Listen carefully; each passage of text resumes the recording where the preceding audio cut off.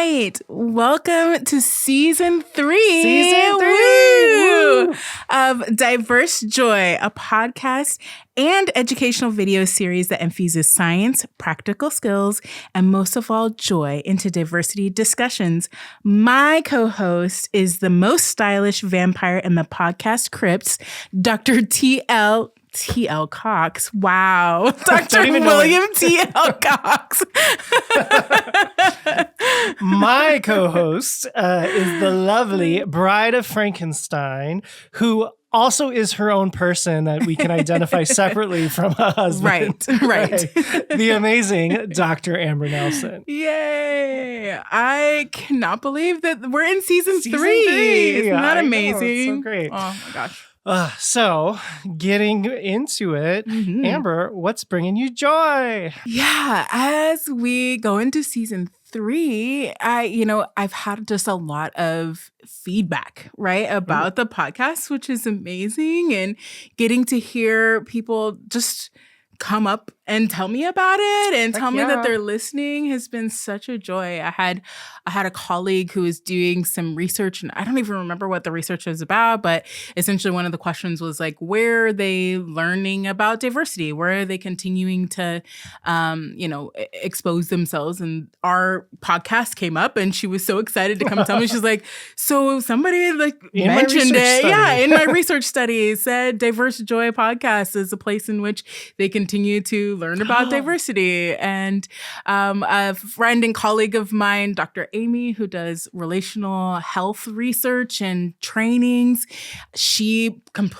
posts about it all the time, and she constantly is advertising and telling people to come and listen as another place where they can continue to learn. And it's just really cool to see other professionals and hear about professionals doing it and enjoying and getting a lot out of our show and our conversations. But also I have one of my little niecey. Her name is Christiana. Hi, Christiana. Hi, Christiana. Hey, girl. She is 10 years old, and I've known her since she was like 4, I think.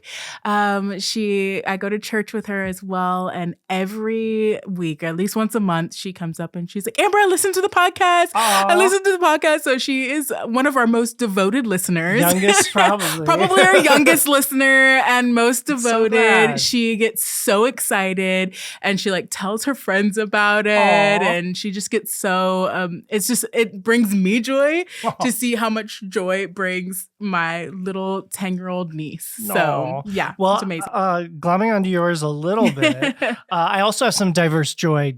Yes. So speaking of kids, I have a friend with a daughter who's about 13, I believe. And they said that she was at someone's house for a birthday party, and that the kid's parent had a diverse joy magnet on their fridge, and she was like, I know the people who make that. That's so great. That was so sweet. Yeah. Also in diverse joy, you were mentioning we came up with that research study.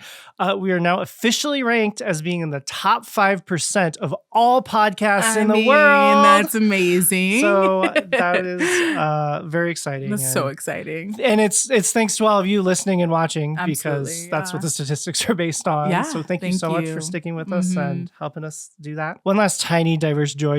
Yes. I learned how to say diverse joy in sign language. Amazing. Which the people listening won't be able to see me do it, but the people watching. So this is how you say diverse joy. Yeah. And so it's kind of like moving both hands on the moving outwards, kind of up and down, and then moving them forward and backwards. Kind of like yourself. You're wafting something at your face. That's the joy. Yeah, I love it. That's great. Oh, yeah. And Will, what is your joy coming into this 3rd season? Well, some people might remember in 1 or 2 episodes last season, I talked about a book I was writing. Right. And I am pleased to announce that book is available for pre-order today. Today? Yes. Not today when we're writing, but today when this episode comes out. All right. On October 1st. So cool. So all of you listening, if you want to pull up your Amazon or wherever you buy books, you can order my book, its full title is Overcoming Bias Habits, an evidence-based guide to creating a joyfully inclusive world by Dr. William T.L. Cox. Woo. Not T.L. Cox, like I said earlier. No, there's a W Cox. also. Yes. So we'll also have a link on the website, biashabit.com, our nonprofit's website, where you can find places to order it. But my publisher was saying Amazon's especially good for us because for every one someone buys on Amazon, Amazon actually purchases 10 of the book. Wow, that's amazing. So check it out there. Yeah. So that's been a long process, a year writing the book and 20 years of doing the research that led up to it. Yeah. And that brings us a little into our topic. So I'm not going to talk about my book the whole time, I promise. But the basis of the book is from something that my colleagues and I have worked on for many years that longtime listeners will have heard me talk about before, called the bias habit breaking training. And one thing that we actually talked about in our very first episode back in the day is that there are a lot of diversity and bias trainings that aren't evidence-based, that don't get tested in randomized controlled experiments to show kind of what kind of effects they're having. And our group, me and my many great colleagues who have done this research have tried to provide an antidote to that. Our bias habit breaking training, we've tested it in over a dozen randomized controlled experiments.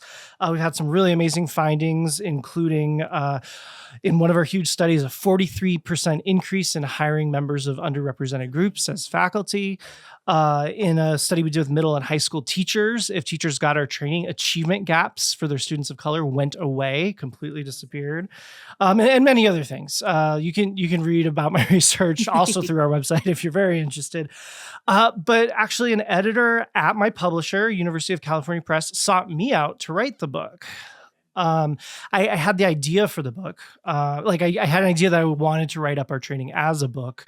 But before I could kind of get to that phase of actually starting to write it and figuring out how to publish it, she actually reached out to me and was like, I've heard about your work. She'd read some of my papers and she was like, would you be willing to write this up as a book? And I was like, well, dang, I want to do that anyway. So that's exciting. My joy for this episode. We're going to talk a little bit more at the very end of the episode. We'll give the official description of the book for folks. It relates to our main topic. So the first episode of every season, we kind of revisit the concepts of diverse joy. That was kind of the basis of the podcast, but in a different way, bringing in different things to talk about. And that's what we're going to do a bit today. Talk about why we focus on joy and specifically how scientific evidence points to what we call diverse joy as a validated way to help people reduce bias. Absolutely. So when we first started way back, first episode years ago, I know it's been years. I know it's been years now. Isn't that wild? We came with this idea of diverse joy in part because I was just excited that Amber was coming here. Amber was flying to Madison, Wisconsin, where we record, and I just kept feeling so much joy that my friend was coming and we were going to do this. And somehow it combined in my head. I was like, we could call it diverse joy. Yeah. And at the time, something that was happening at the time, and unfortunately is still happening, was there were many examples of diverse people's joy getting policed or criminalized. So drag queens, for instance, but some states trying to make drag illegal, Black folks having a picnic and getting the cops called on them, things like that. And so we kind of talked about that a bit in that first episode, and we won't rehash it. But in very recent times, it's kind of come back as this idea of joy being resistance. Members of stigmatized communities are saying, there are bad things happening in the world, in the United States specifically. There's a lot of stuff that is not treating diverse folks well, but that one of the ways to fight back against it is joy, because if we get exhausted by all the awful things going on, we end up burning out. And that's what some forces want to happen. They want to overwhelm and burn us out. And so we really need that kind of community, that sort of joy to help us persevere for many causes. 100%. Yeah, I think that there are two pieces that I think about. One is personal and community ways in which we perform and do joy as resistance. And then, of course, is the historical and cultural pieces of joy as resistance that you're Absolutely. talking about, right? When we think about like Black liberation movements, when we think about queer joy, when we think about indigenous traditions and like leaning into those pieces as means of reclaiming joy, even in the midst of oppression, that those are ways, those are Absolutely. antidotes to a system that is trying to strip us of our dignity, trying to strip us and keep us oppressed and dismayed and tired and exhausted, right? Yeah. That joy is the antidote to all of those things. There's this quote, and I wrote it down. Hopefully, I can read my handwriting because my handwriting's not great. But it's by Rebecca Walker, who is a third wave feminist. Well, she actually is the person that coined the term third wave feminism.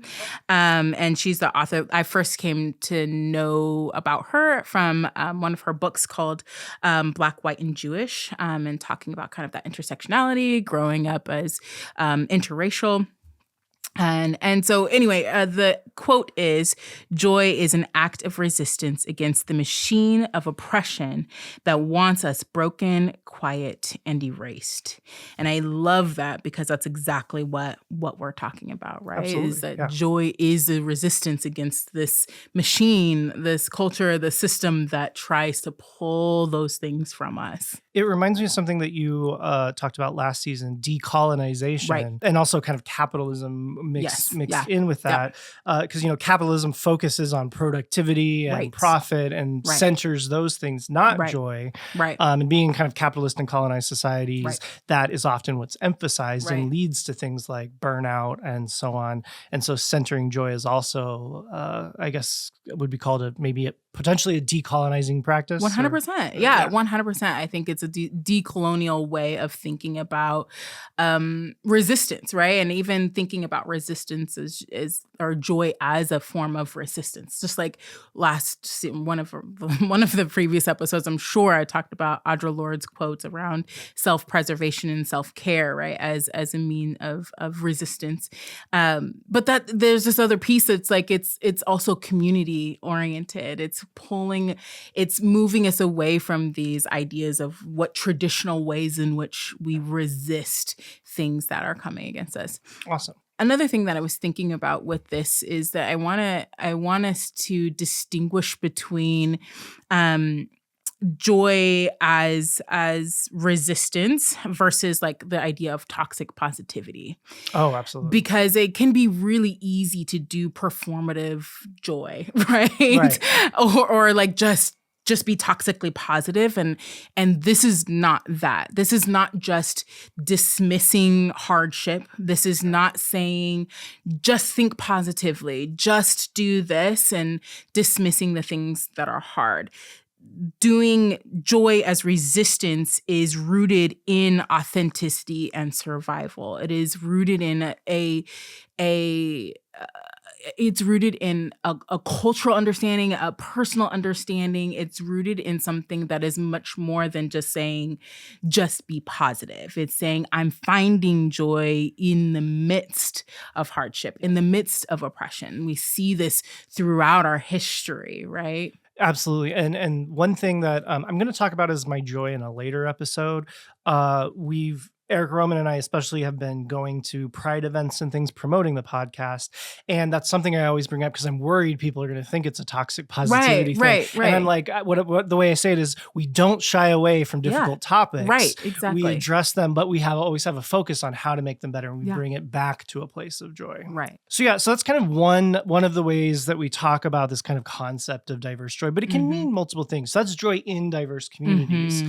But also, which we're going to talk a little more about now, is kind of diverse joy in terms of think about the joy you've had in your life and how much of it has been with diverse people. Mm-hmm.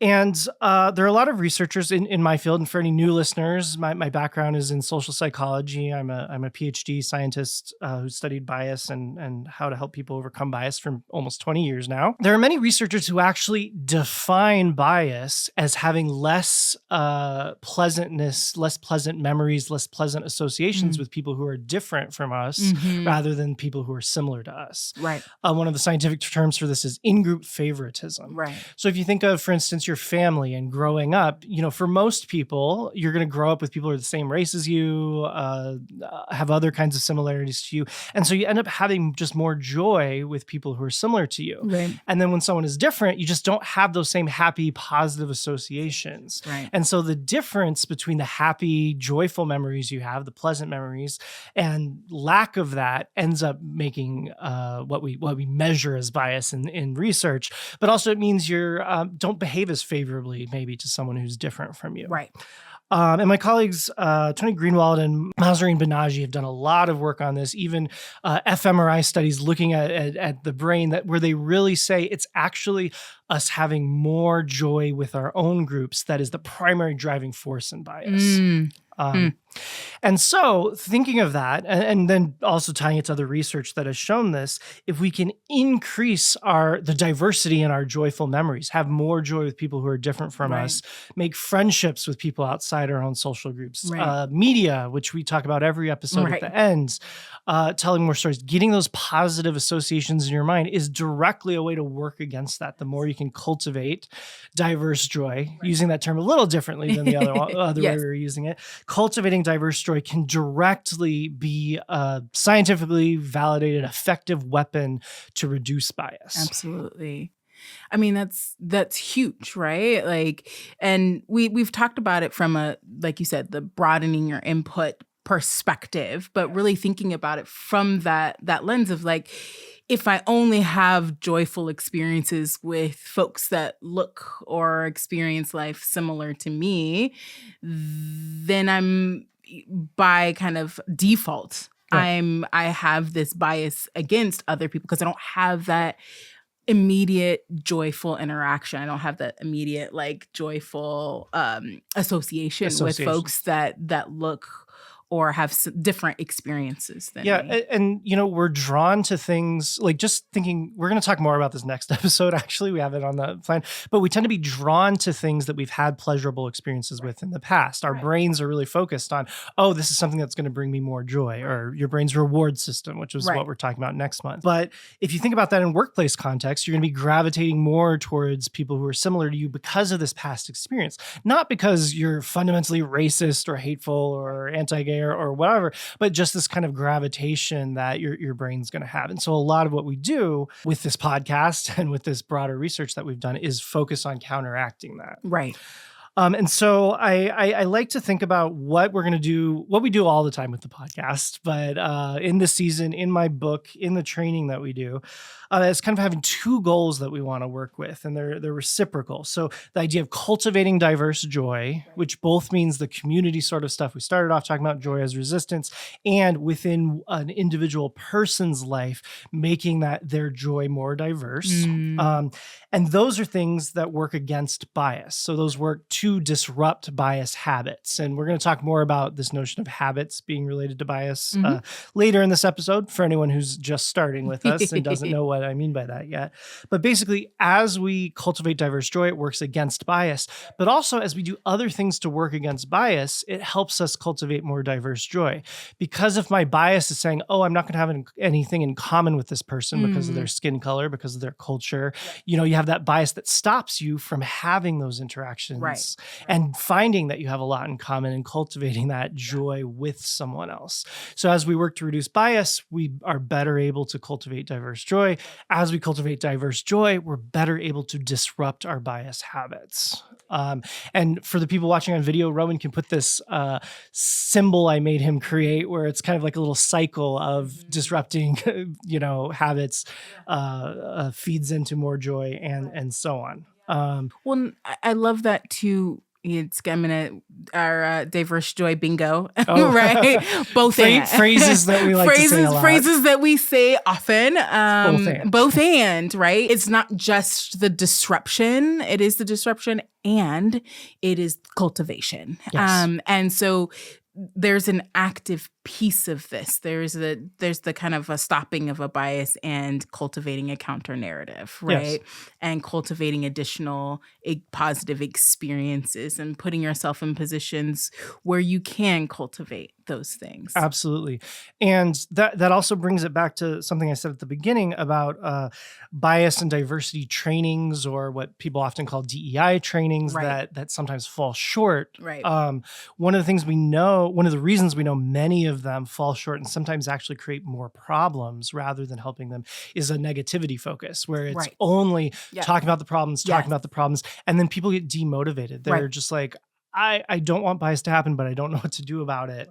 But by having the positive side of things, that was part of the design of the podcast years ago. We were like, we need to have that positivity, that thing to approach, not just something to avoid. Absolutely. So yeah. That's some of that's new, some of that's refresh for people who have listened all along, but that's kind of the background of what we try to do with this podcast. And then the rest of it is bringing in kind of the science of how we can actually make meaningful change in more detailed ways, teaching people skills and so on. So I think we're going to go on break right now, and then we will come back with some more great stuff. So see you in a minute.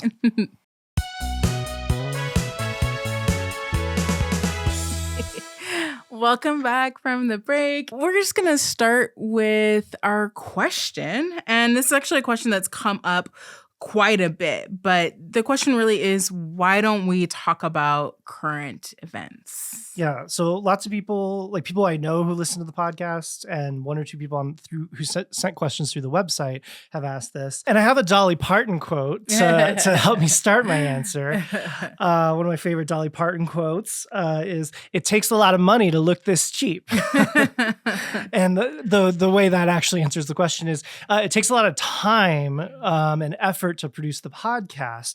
So the earliest you could be listening to this is October 1st. Right. We're recording it on August 31st. Right. Because our producer, Eric Roman, has to pull all the video together. So we're being recorded by 1, 2, 3, 4, 5 cameras recording the video. Yep. He has to mix the audio. If we cough or sputter or something, he has to take all that out. And then, we need to, Amber and I watch the videos and listen to everything for quality assurance. And usually there's always a second round of editing where maybe we said a fact slightly wrong. We need to cut that out or something, and fact checking everything. So it just takes a lot of work. So from the time we record an episode to it coming out, the current events would be old or have changed. And before we move on, I just want to take a moment to thank our producer, Eric Roman, and how amazing he is and how amazing our episodes have come out, and the sound quality and the video quality and the photos. Like, he is the magician behind the scenes, and we're so thankful for him. So you're welcome. Thank you. I could literally talk about how amazing and talented this man is all day. I will spare you all, but I will probably say it again because he's amazing. Absolutely. So that's one of the big things. The other is that we really design and work on every episode's topics to be an evergreen educational resource. And we are just so thrilled that there are actually people using this. So I know there are at least a couple of professors who use one of our episodes in their classrooms as a lecture on a topic. One of the big ones is the intersectionality episode from episode 1. Or season 1, excuse me. And so if we start talking about current events, then these can't serve as evergreen educational resources like that. And so that's why. One last tiny bit on a slightly related note. We are a nonprofit, which limits what we can talk about with regard to politics. We can talk about events happening and so on, but anything that could be construed as speaking in favor of or against a particular politician would violate our nonprofit status, which we need to be able to keep operating at all. So there's a little bit of that. as well. And I think, again, us wanting to be really intentional about these being evergreen, this allows this for you to take these topics and to expand them and generalize them to current events, right? To allow the topic to come up Absolutely. and whatever is going on currently to then apply it and say, like, how does this fit with what's going on right now? What pieces can we take from this? How can we take this skill and apply it to what's going on in our country, in your neighborhood, nationally? How do we take this and use this in these specific instances? Absolutely. When we get to our skill in a little bit, I'm going to talk about these skills that we teach every episode. One of their core features is them being customizable, Right. which is exactly Right. what Amber just described. That I'm not just telling you how to grade students better, if I use an example for grading Right. students.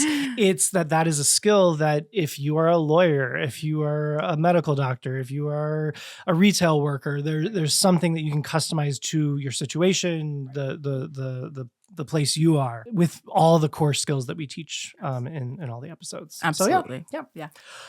all right. So with that as the question, our next segment today is story time.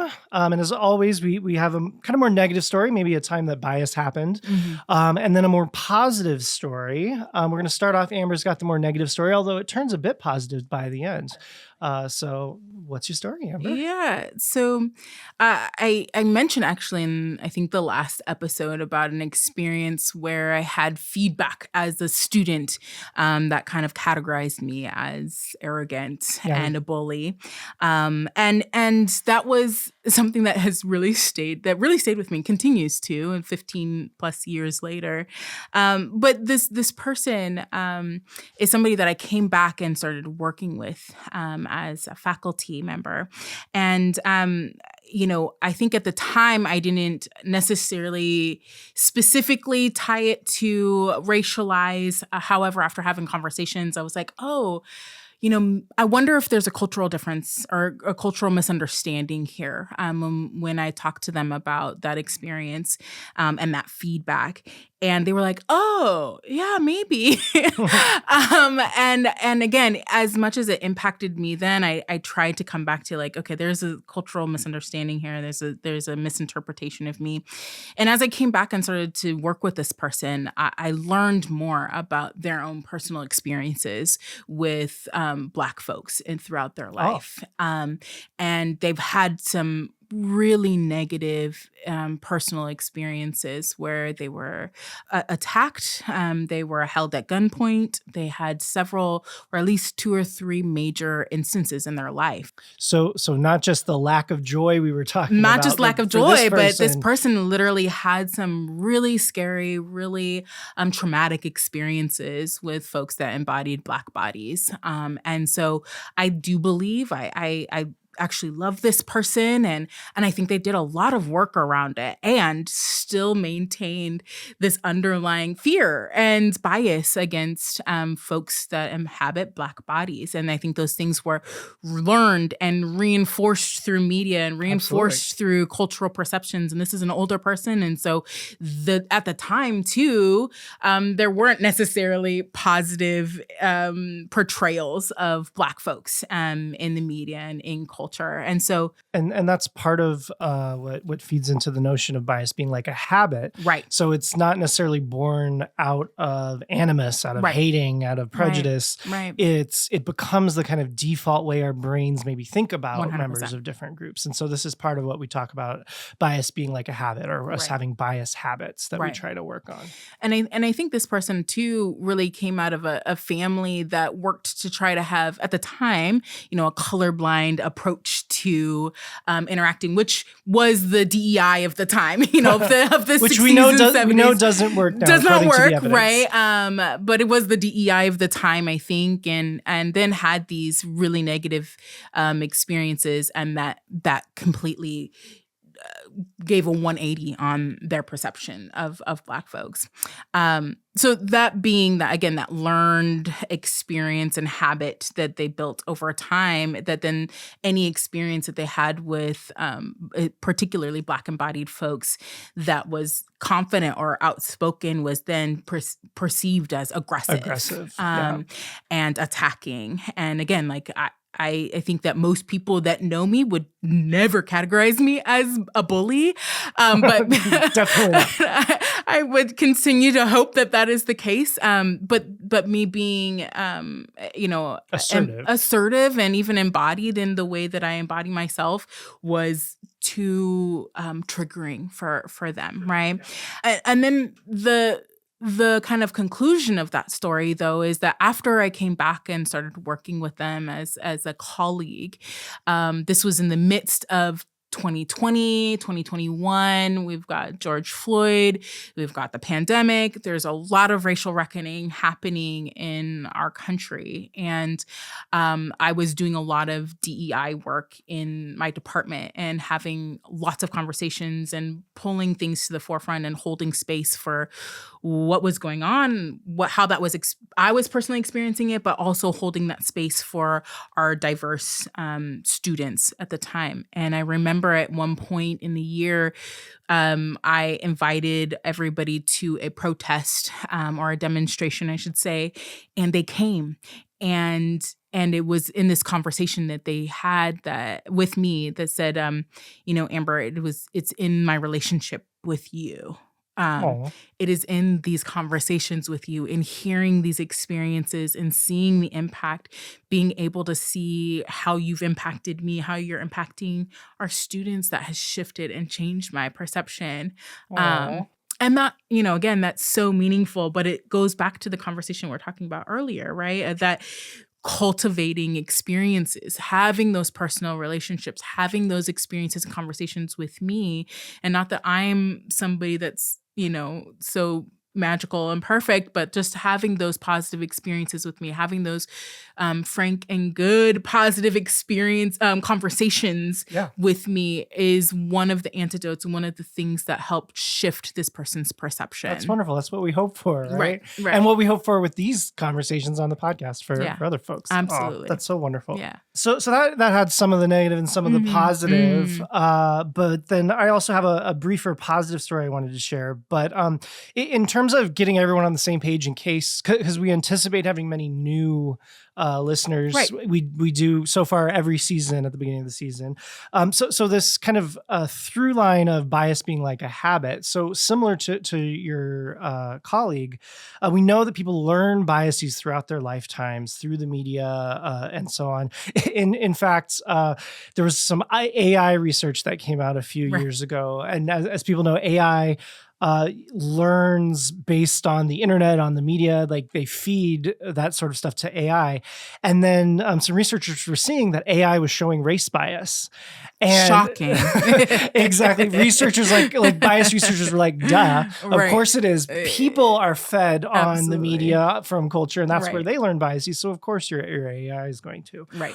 But so this bias kind of becomes the default habitual way of thinking about others. And then we have to kind of actively work against it, as we've been talking about already and will continue to throughout the season. But one friend of mine who listens to the podcast and has been through the bias habit breaking training. We were at a social gathering together a little while ago, and she said to me, she was like, "Oh, I love listening to the podcast. And every time, if I ever have a biased thought, I just remember bias is like a habit. I have to keep working on breaking that habit because that kind of helps her kind of redouble her efforts. Rewire her brain. Yeah. And so I want to thank that friend for kind of mentioning that's my little positive story that, even just the notion of bias being like a habit can be a powerful way to work against these things. And so shout out to Sarah. Ooh, yay, Sarah. Keep it up. and I guess I should also shout out my PhD advisor, Dr. Patricia Devine. She started the whole idea of thinking about bias as being like a habit. So that's my mini positive story to add on, just thinking about bias as a habit being useful for folks. Yeah. Absolutely. Excellent. All right. So our skills for today. Yeah. Yes. Next segment. So every episode, we're going to have a skills segment, one of the bias habit breaking skills from our training. Our longtime listeners already know. Today, the skill is kind of what we've already been talking about. So it's a good through theme today, yes, right? Approach biases as habits to be broken. Something we've already talked about a lot, so I'm not going to go in depth on it, is kind of the model for breaking a habit. If you want to break a habit, you need to be motivated. You have to care about it, work at it. You need awareness of how bias happens. You need tools to help you work against the bias and work against the habits. And you have to put in effort over time. If you ever hear us talk about the MATE, motivation, awareness, tools, effort, that's acronym.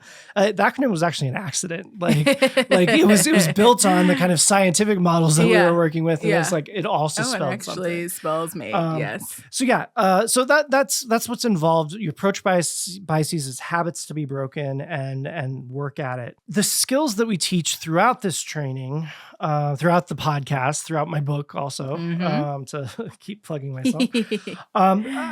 Out for pre-order. Yes, pre-order now. They have a number of features, these skills. And so throughout all of our skills segments, I want you to think about how the skill is actionable. That's the first important thing. In order for it to be a skill, you actually have to be doing something. It can't just be us saying, oh, this kind of bias happens all the time or something, without you actually having something to do to make it different. Again, that's that both and, right? It's not just a passive piece. There's an active piece. You have to be doing something about it. The closest to it being inactive would be you have to start watching out for this thing, but we're always going to have that component of here's the action that you're taking. Also, for these skills that we're going to be talking about every month, they're self-sustainable. So it's not something that you need us to keep doing. I hope you will continue tuning in to be reminded of these things, but it's also stuff that people can kind of take on and keep working on themselves. Right. And that's important because there are a lot of DEI companies, for-profit companies that they're like, oh, we have a solution and you have to keep paying us for this solution. As presumably you already know, this is a podcast. It's free. Right. We put out lots of other free resources on our website because we're trying to make the world a better place. That's why we're a nonprofit. So everything that we teach you should be able to keep it going yourself. And we have free resources to keep reminding you of these things and helping you out with it. Nothing requires you to give our nonprofit money. Although, hey, please donate if you're always welcome to able. Give if you'd like. That'll help us keep doing this stuff. The goal is always for you to be able to carry the work forward, whether or not you continue using our services or products. Then the other two features, one we've already talked about, customizable. These skills are customizable, which Amber already talked about a lot. It's not something that's just about educational systems, which we might talk about a lot because we have more experience there.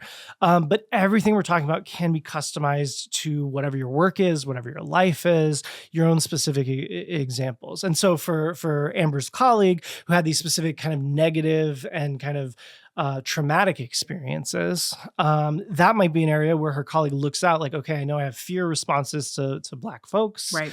And so she might customize some of the skills to fighting against that kind of fear reaction specifically. I mentioned in past episodes, for me, I kind of have a negative knee-jerk reaction to Christian folks, being a gay person who has faced prejudice and seen prejudice that Christian folks or Christian identifying folks have put against gay folks. Right. So I know that I have that knee-jerk reaction and bring to mind people in my life who are Christian, like Amber, to make sure that I don't express bias against someone because of their religion, because that's not who I am and not what I want. So customizable. Yeah.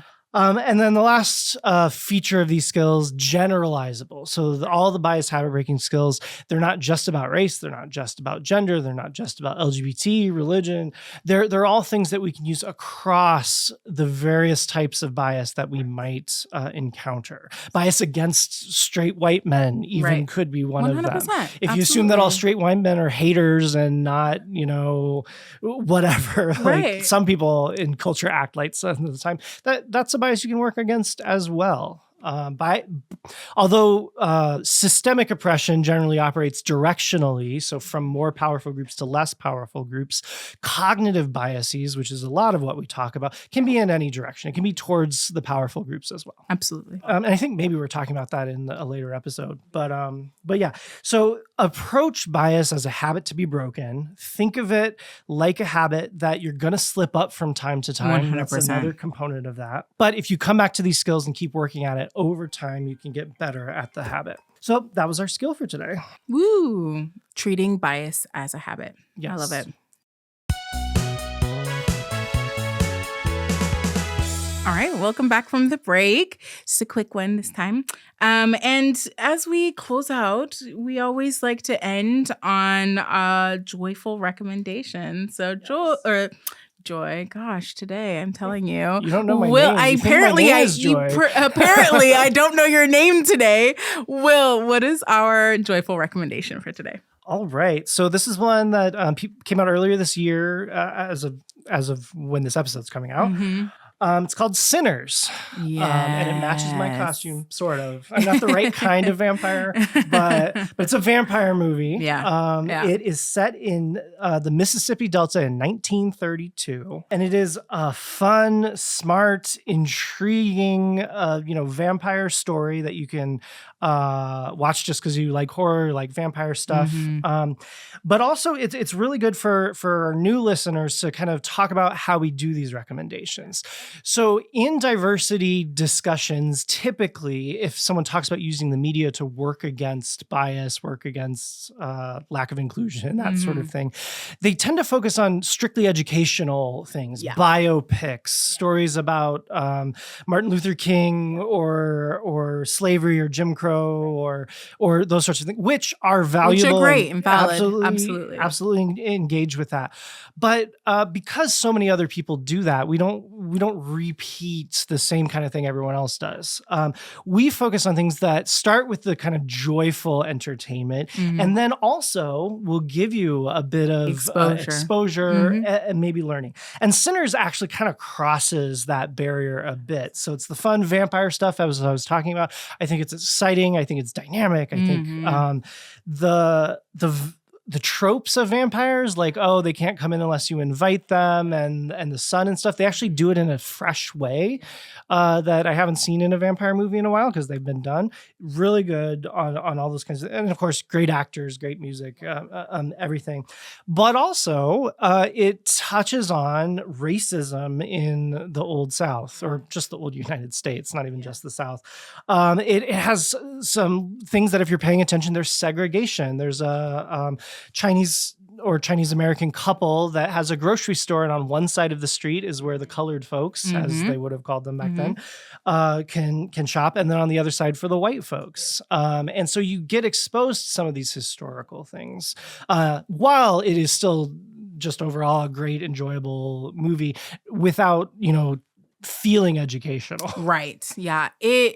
I mean, I could talk about this movie all day. And again, and I was shocked when Amber had seen it because she does not like horror. I was just going to say, so it took a lot for me to go and see this, but it's a Ryan Coogler film. And I love Ryan Coogler. So he does Creed and Black Panther and Wakanda Forever. And also Fruitvale Station, which I have not seen, but is really well regarded. And so I just love Ryan's films and how genius he is. And so I was like, okay, I'm going to go, but it's a monster movie. Like, can I handle it? I don't know. And so I kept watching all these reviews on non spoiler reviews. Like, can I handle this movie? I don't know if I can, but I'm going to try it anyway. And man, I'm so glad that I went and saw it. Was the blood it was tolerable. No, the blood was not too much. And I think just the story and how he tells the story just overcame everything else. There was only a couple jump scares and it wasn't too intense. So I could handle it, which was, so any of you scaredy cats out there, it's not too bad. So I would second that. So I love horror movies, so I'm not exactly the person out. But so there is blood because it's vampires. Blood, yeah. So if you're squeamish about blood, you might skip it because there is some of that. But it doesn't go in on any gore. Yeah, it's not super gory. And it's not traditional in any sense of the term. And so anyway, there's just so much I could talk about it, but go ahead. One other thing with the kind of race relations stuff, and this isn't a spoiler, like as it starts, it's very clear that it's a white guy or white people who are the vampires. Right. And it's really set up as like, oh, white people are going to be the awful vampires trying to kill the black people. And then it has interesting twists on that by the end. Yeah. And that's what I'll say about it, where as a bias researcher, I'm like, oh, it's kind of cool how they connected things. Yeah. There's bits and pieces of like kind of tying in the idea of like culture vultures and like, and vampires kind of trying to strip and pull culture away. But one of the things that I really, there's again, a million things I could talk about with this movie, lots of cultural pieces that are just incredible in this film. But in line with what we're talking about today, as joy is resistance, I think that's such a huge theme actually in this movie. And the juke joint that they create, first of all, is like Black owns and created for the community as a space to come in and resist the oppression of Jim Crow era, and like a place where they get to enjoy and have unabashed joy with each other, which is so huge. And then it's beautifully shot and characterized. Incredibly shot. And then one of the main characters' pursuit of his joy, which is music, is there are these amazing scenes where you can see this spiritual connection that connects him to culture throughout space and time, both current and past and future. And it is his pursuit of joy that is ultimately his like freedom. And he's pursuing a career in music and his father doesn't want him to, but it's the thing that brings him joy that he's meant to do on this planet. And it shows that shows that spiritual connectedness in, again, that authenticity, that authentic joy of this pursuit in music is just, it's incredible. So I couldn't say enough. I can say so much more, but many amazing things about this movie. Repeating, really, the kind of joy is resistance sort of thing. You know, what happens is he's playing music and you start to see kind of the connection to people's ancestors, for instance. Yeah. It's just really beautiful, this kind of music connecting ourselves, which Amber already said. I'm just saying it again. I can't emphasize it enough. It was just so cool and beautiful, and I teared up for sure. Oh, yeah. In the middle of like a horror movie.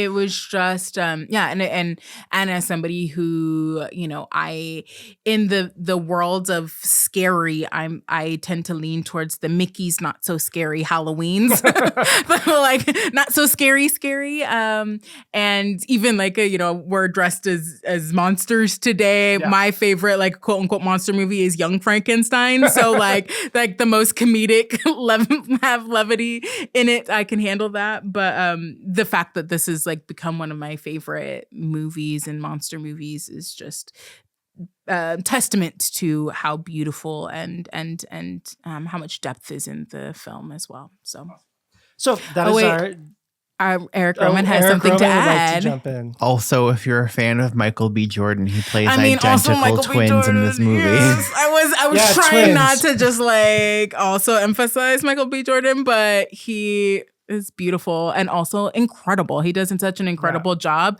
like inhabiting two different characters as they twins. Really seemed like two different people. Two different people. And they talk about like people that interviewed folks on set. They talk about like you could feel the shift in energy when he was each of his characters. So beautiful. Yeah. Amazing. Mm-hmm. So that's our official recommendation. Woo! All right. So for just a couple episodes, I'm gonna kind of plug my book. Plug away. So we're just gonna have a tiny little thing at the end that Amber's gonna help me with. Mm-hmm. So the pre-order now, if you're listening to this, you're able to order the book. Mm-hmm. The release date is March 17th. And so just at the end, so the end of this episode, Amber's gonna read the official thing that people wrote that describes the book. So I didn't write this. I approved it. Yes.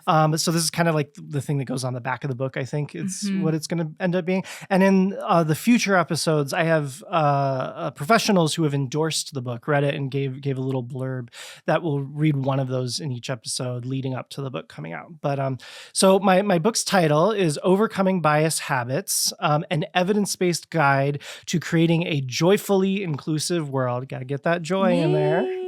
This podcast, in the book, I even say that the Diverse Joy is a companion to the book if you want to use it that way. Yeah.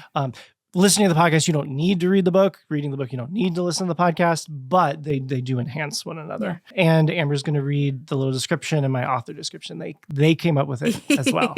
Yes. Yeah. Again, they're standalone, but they're companions, right? They enhance the overall experience of both and honestly, I really wanted to read this out loud. I think that this really encapsulates the book really well and encapsulates Will and this work. So the book description is an action-oriented, scientifically tested guide to confronting and overcoming bias. Most anti-bias trainings offer empty words rather than effective, practical solutions. In this hopeful and accessible guide, scientist practitioner William T. L. Cox breaks down the science behind stereotypes, bias, and the habits we form that perpetuate these cognitive traps in daily life. He highlights lessons from his empirically backed anti-bias training and provides actionable tools for preventing bias and speaking out in favor of diversity. Overcoming bias habits inspires us to be agents of change by making meaningful transformations in our behaviors and maintaining them over time. Focusing on individuals and our habits, however, does not mean ignoring the systems and institutions that perpetuate discrimination. Doing the work for ourselves empowers us to also build institutions accountable and to effect genuine, lasting change in our schools, workplaces, and communities. Dr. William T. L. Cox is an award-winning scientist practitioner with more than 20 years' experience testing bias reduction methods. He is the founder and CEO of nonprofit Inequity Agents of Change and the co-host of Diverse Joy podcast. How beautiful and lovely is that? I was so happy when they mentioned the podcast. I was yes, like, oh, yay. It's so good. And again, I think it's such a beautiful picture of the work that you do and the work of obviously the podcast, but your training and what you inhabit and hope to pass on into the world. And so I am just so excited for you for this book and proud of your work and excited that other people get to have it as a resource that they can continue on this work and their own personal journeys. So yeah, having it as a resource brings up something that I was trying to figure out. How do we mention this on the podcast today? But that's a perfect segue because, as people probably know, if you've been keeping up with current events, funding for kind of diversity type research on how to help people overcome bias has been completely stripped from federal funding, which was what funded most of what we do. All the years of research that we've done developing this training and testing it, we can't really do anymore because it was all federally funded by grants from the NIH. And right now we can't even apply for those grants because there are lists of words that if you have one of those words, your grant gets kicked out. So I can't even say the word bias. And so I was writing the book anyway, but also, with organizations not having funding to have DEI trainings and stuff, having that out there where even if someone can't afford to bring me out to give the training, they can still have access to the information, just was so meaningful to me to be able to do that. So anyone can have these things. I mean, the book does, you have to pay for it, but you get the free podcast. So and again, even that you can get some of it free. And again, I think that speaks to your heart of getting this information out. Like the whole purpose of this being a nonprofit with going about it in this way is to get the information out there and not it being the only way you can access this is by hiring me to come in and do the consultation and do the training. That's a great way to go in depth, to have a different kind of conversation. But the heart is we want people to have conversations. We want people to have access to this information and not only in an accessible way and not only it being through a massive paywall. Exactly. Yes, absolutely. I couldn't agree more. That is the idea. We want everyone to have these skills because that's how we make the world a better place. Absolutely. Is through everyone working on these things together. So, all right. So that is our first episode of season 3. Keep following us and subscribing and all of that. So I'm Dr. William Cox. And I'm Dr. Amber Nelson. Diverse Joy is produced by Eric Roman Binding with music by Jay Arner. Follow us at Diverse Joy on most social media platforms for extra content. If you enjoy the show, help us reach more people by leaving 5-star reviews or by recommending it personally. Word of mouth accounts for 70%. That's 70% of how people find new podcasts. New episodes released the first Wednesday of every month. Watch us on YouTube, listen in any podcasting app, or check us out at diversejoy.com, where you can also find additional diversity education resources, buy some incredible merchandise, also made by our producer, Eric Roman Binding, or donate to support the show. Diverse Joy is the official podcast of Inequity Agents of Change, a nonprofit devoted to evidence-based approaches to reduce bias, create inclusion, and promote equity. All that good Jedi work. For new people, Jedi stands for Justice, Equity, Diversity, and Inclusion. Learn more at biashabit.com. Thank you for joining us. Now, go find your joy. Bye. Bye. Yeah, I realized what was throwing me off at first. There's no music, and I'm so used to you're watching listening it and listening to it. And I'm like, it's supposed to be like, yeah.